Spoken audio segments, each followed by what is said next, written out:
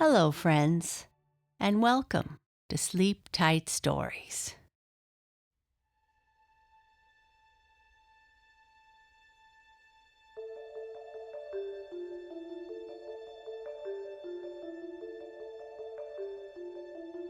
Today, I am going to share Chapter 8 of Cat City. If you remember, Susan was brought to Cat City after being bit by a rat. Tucker's family was not very happy that he took Susan there, and the council was even less happy. The council needs to decide what they are going to do with Susan, and while she waits, she admires the beauty of the city.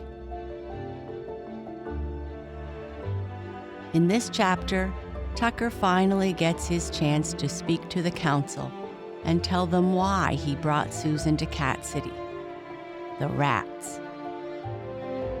The noise in the city center seems to go on forever, and then the gong is rung again.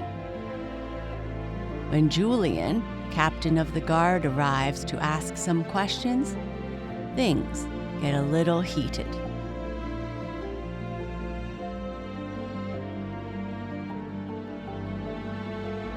Cat City, Chapter 8.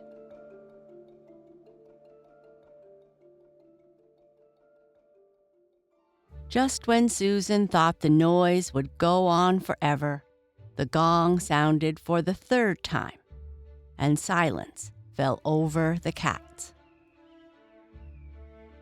Tucker remained silent at her side, paw still on her foot, the only reason Susan was still standing there. Her instincts told her to run, even though she was sure if she tried, she would be smothered in cats before she could even go a few feet. But Tucker's presence, standing so firmly in face of such opposition, made her braver and want to stay to help her friend any way she could. And it wasn't like she knew the first thing about getting home from where she was anyway. The city was huge, and she could just as easily get lost as find the exit, even if she did manage somehow to escape the thousands of cats. Susan watched as a cat detached himself from the crowd and came forward, not sure what to feel about it. Was he a friend or not? From Tucker's tension, Susan guessed the worst. The newcomer was gorgeous, though, she had to admit. Long and slim, but heavily muscled, with the markings of a leopard. Large black spots covering most of his body. He was an unusual color, however, striking silver, with huge eyes of the same color, with a highlight of blue in them. He stopped beside Susan and Tucker, sitting neatly next to Tucker, although seeming to lean away from her friend, with a look of what Susan thought was arrogance on his flawless face. "I would speak to the council," he said, his voice silky smooth, rich, and vibrating. Susan's stomach clenched. Albert nodded immediately. Of course, the council will hear from the captain of the guard. Speak, Julian, son of Marigold and Pilot. Julian inclined his head gracefully to Albert and the others. My thanks. I actually have a question for the young gatekeeper.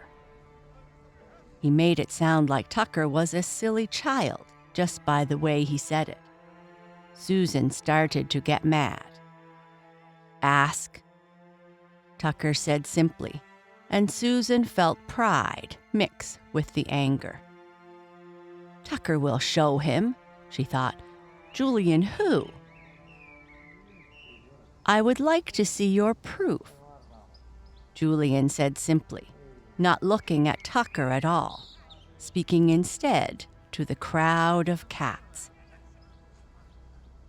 A murmur ran through the crowd, soft this time, but echoing Julian. Susan actually felt the mood shift. Could they possibly believe Tucker after all? Tucker looked up at Susan. He rose up on his back legs and set both front paws on her hand. "They need to see the bite," he said. Susan nodded, holding up her hand. 5 sets of eyes peered at her unblinking as the council of cats leaned forward to look. Susan was attacked by a rat, Tucker said clearly, voice carrying to every cat in the square. She has the bite mark to prove it. Albert leaned back, one paw rising to swipe slowly at his whiskers. "I must admit," he said, "that is indeed a rat bite." 3 other counselors, the 2 Siamese and the Persian, all grudgingly agreed. The last cat, the lean bronze with the huge ears, simply watched Tucker. Obviously feeling braver now that his proof was shown, Tucker continued. "The rats have returned. They attempted to use Susan and her family against us, to hurt her so the family would leave. I had to save her, to keep her safe." "And this warranted bringing her to the city?" Julian's tone was filled with disdain, and Susan wondered how much ground Tucker gained after all. "This was their second attempt," Tucker said, causing another wave of chatter that faded quickly. "Which is why I moved in with her family, so I could keep an eye on the situation and protect her." Susan could feel the mood of the crowd changing. Suddenly, she wasn't quite so scared for herself. The cats watching her actually seemed to be ignoring her now. She heard frightened whispers of rats travel through them. "And where exactly are these rats?" Julian wanted to know. "And why?" He turned slowly in a circle, addressing the entire crowd in his powerful voice. "Are you the only one in the city with this particular knowledge?" Julian spun on Tucker, actually looking at him for the first time. Stalking toward the young butterscotch tabby, fur standing up, ears flat. "Really, boy, you expect us to believe the rats are back, and you are the only one who has seen them?" The crowd swayed. Susan could feel it. They were choosing to believe what they wanted to believe. She was shocked. What more proof did they need? Tucker stood his ground as the cats started growling around him. "I'm not," he said. "There are others who know as well." As the gathered cats snarled at him, Susan saw Julian exchange a look with the silent counselor. She looked up to see him stand up and yowl loudly. The cats fell silent. "Enough!" His voice was deep and strong and brought silence, as well as the gong had. He looked down at Tucker with his huge golden eyes. "The truth of the matter is that gatekeeper Tucker, for whatever reason, broke our oldest law by bringing a human here. It's obvious he created this rat story to cover for his error in judgment. He clearly was taken in by the life of a common cat." He shook his head at Tucker. "There is no shame in it," he told Susan's friend. "It has happened before."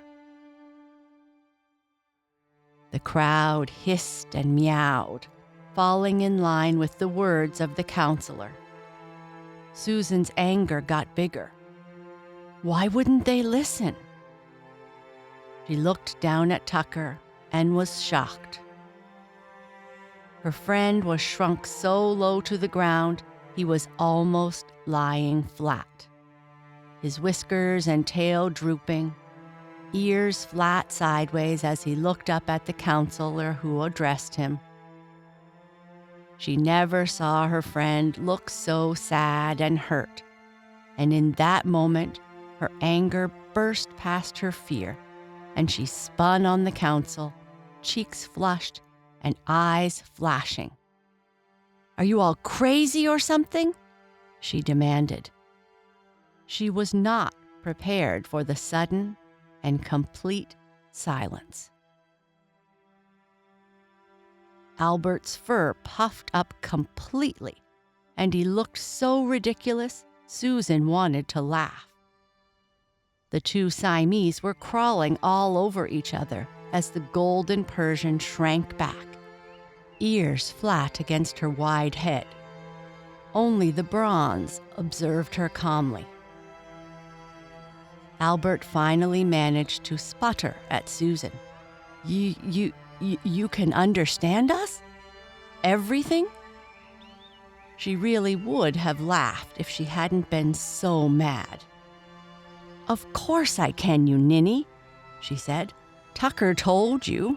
A rat bit me, and now I can hear you. Proof enough for you?" There was a huge sigh through the pack. Finally, Susan thought, they are getting it.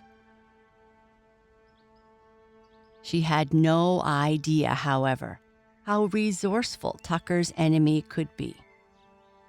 Julian stepped up before Susan could stop him and cuffed Tucker across the side of the head. "You fool," Julian raged. "You gave her the power to understand us and tried to blame it on the return of the rats? Did you not think we would know?"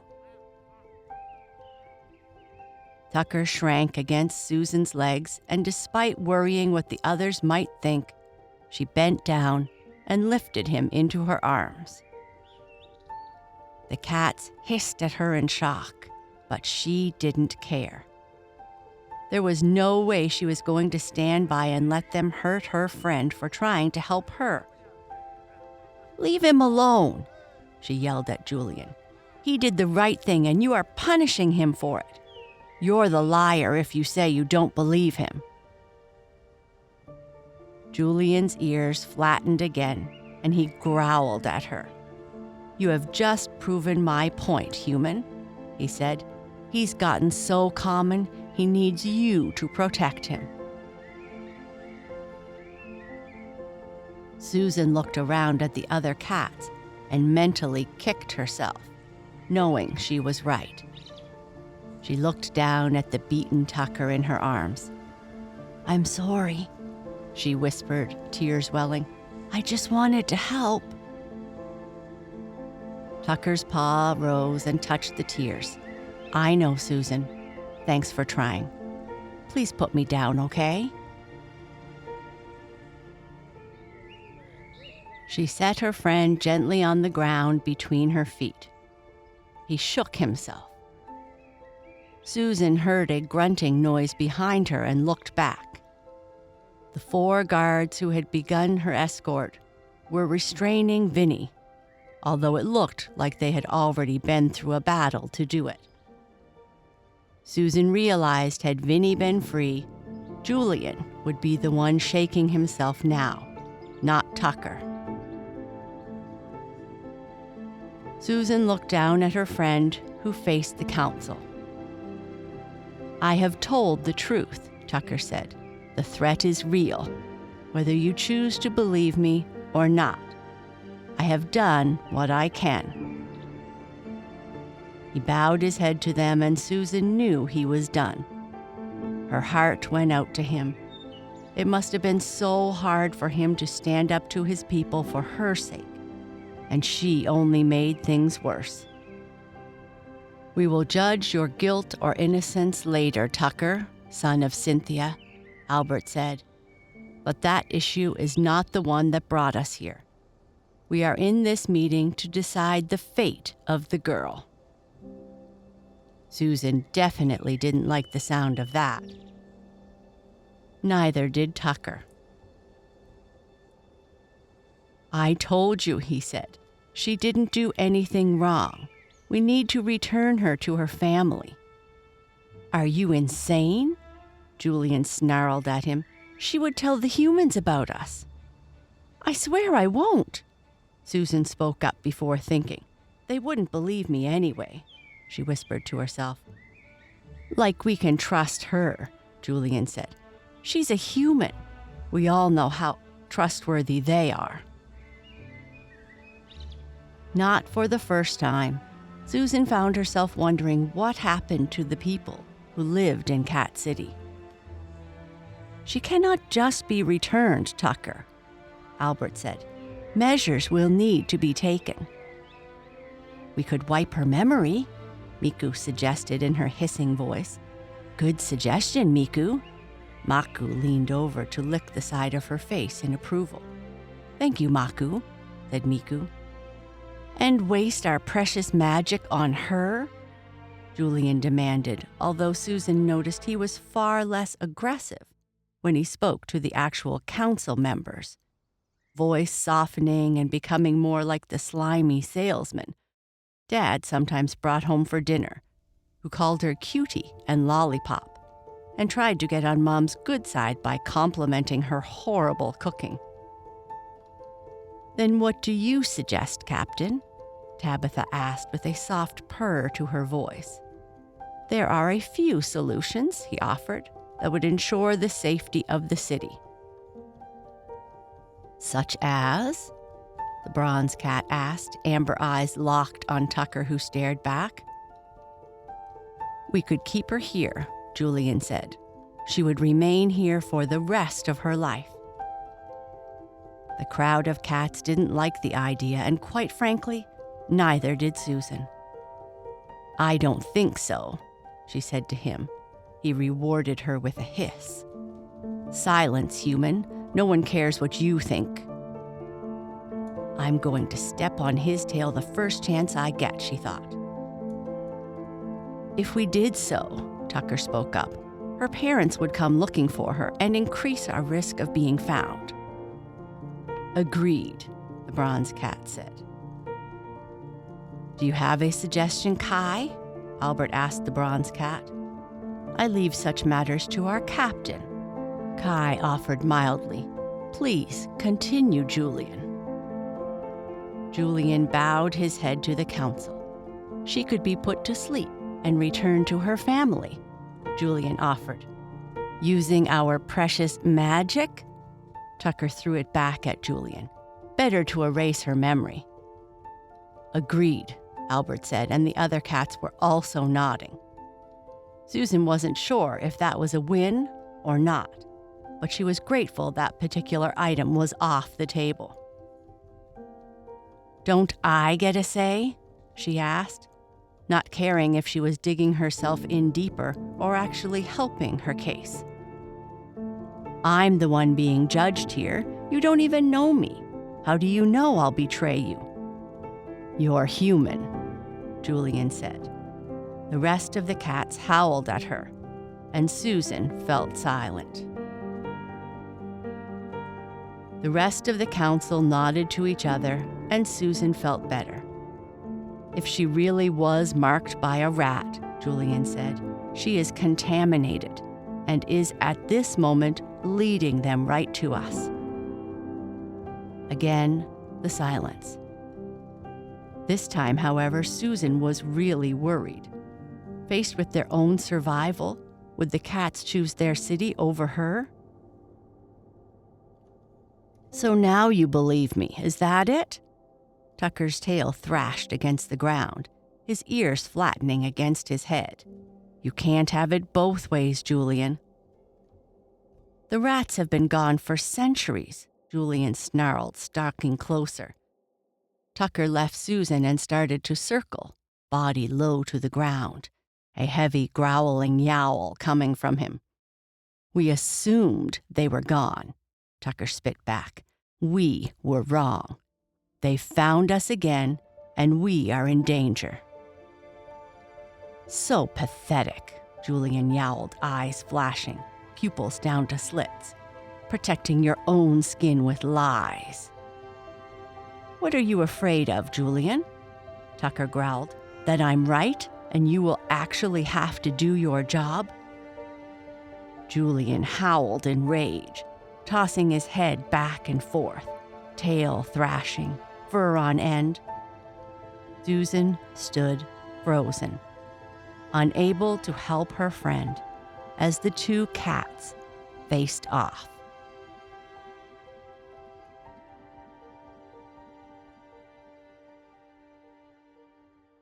Good night. Sleep tight.